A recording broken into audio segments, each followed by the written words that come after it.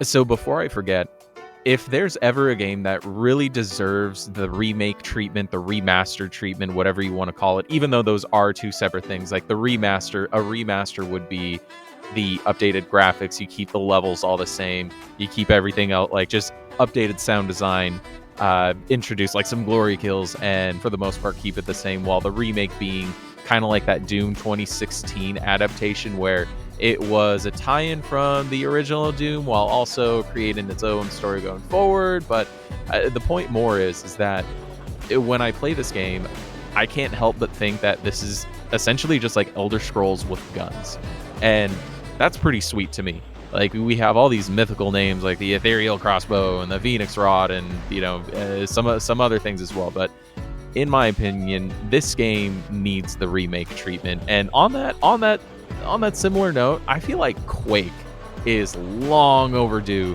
for a remake as well. I mean, Quake that's probably what I'm going to be playing next. And on a similar vein, even Blood, if you guys remember that game was terrifying. That was another game that I definitely shouldn't have played as a kid, but I had older siblings, so I got my hands on it, and all pun intended, I also vividly remember screaming and running out the door, out the door of the game room, with those like hands that talked, where they just in like a high pitched noise just kept on saying that. I think it was like "I'll swallow your soul" or something like that, and they would just like choke you once they got onto your screen. That is still like the most terrifying thing ever to me.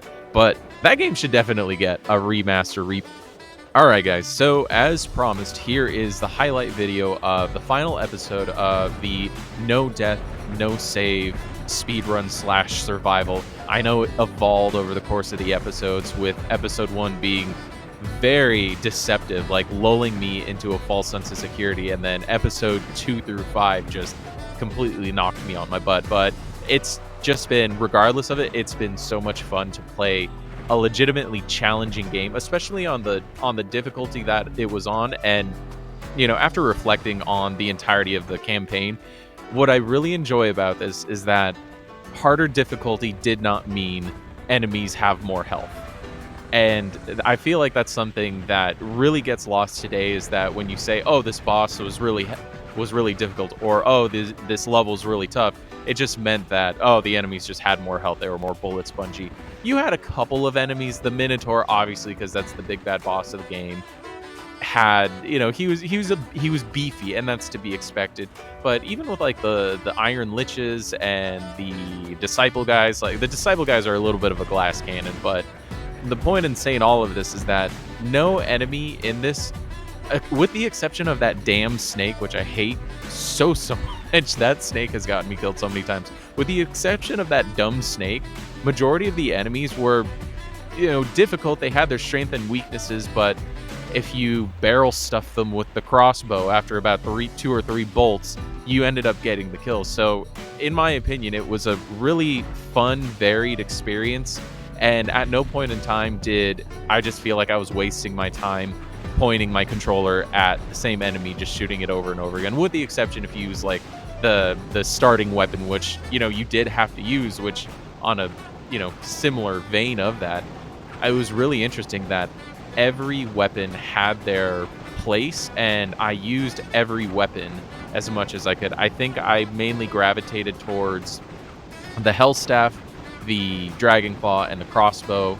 And whenever I had an opportunity to, I pulled out the rocket launcher, the Phoenix Rod of that. So yeah, it was such a treat to initially just play this based off of nostalgia, and then once I continue to play it, I've had nothing but good things to say about it. If you guys have been following along for this entirety of this series, for those of you who have not, this was effectively like an arbitrary challenge that I just, one day I was literally playing Heretic, and once I hit the record button, I said, hey, let's turn this into a challenge. So this has been a no death, no save, what initially started out as a speed run, which quickly turned into just an outright survival, because episode 1 really lulls you into a false sense of security, and then episodes 2 through 5, with it continuing to ramp up from one episode to the other, it just became progressively more difficult, and that was just such a treat. So this turned into a survival, and by the end of it, I want to say episode 4 and episode 5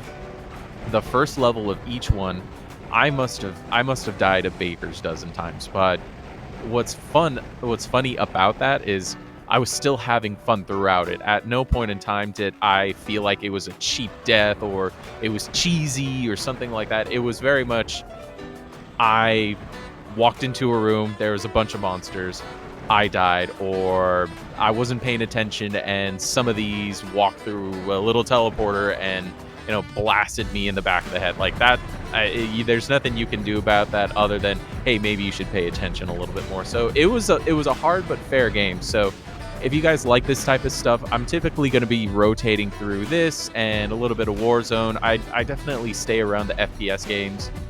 Definitely the Call of Duty, because I just grew up with that one all the way since, I think, like Call of Duty 3. So that's going to be that channel. So if you like this stuff, consider subscribing, liking, commenting, all that good stuff. So I really do appreciate it, guys. I've been trying to stretch it out a little bit more with a commentary just to give you guys, something to listen to while you're doing God knows what. I typically, throw these type of videos on whenever I'm doing the dishes, but to each his own. So yeah, guys, if you like this, just please consider subscribing. If you guys have the Game Pass, and this is going to be a little bit of a niche thing, if you guys have Game Pass, I strongly recommend you try the cloud gaming service out and play any one of these games. It's been so refreshing for me, for someone who has like the no brain activity when it comes to a lot of playing the same 3 games over and over. It's been so nice to not have to wait a lot of time, just turn on the Game Pass, play a game off of the cloud subscription, and I don't have to worry about deleting everything and then reinstalling a new game and this, that, and the other. And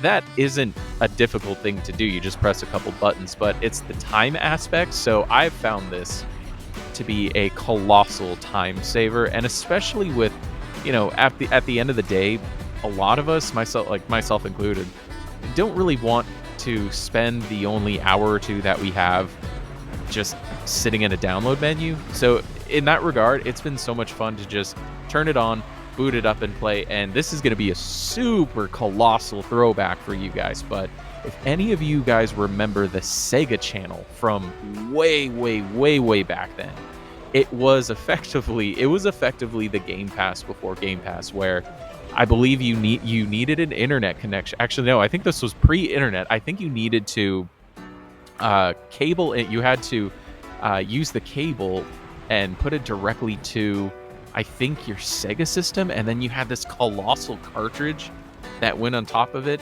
And what it allowed you to do was play every single Sega game that was out there. So it was one centralized hub that you just booted it up and you just played. So anytime I think of like the cloud gaming or the Game Pass, I still think of the Sega channel. So anybody who remembers the Sega channel, drop a like. I would love to see everybody who's like 35 years and older who watches this, because pretty sure everybody else is going to say, what in the heck are you talking about? So yeah, guys, I appreciate you sticking around. I hope you guys had better things to do with your time than to watch that 2-hour video. It's more of a certificate of completion at this point.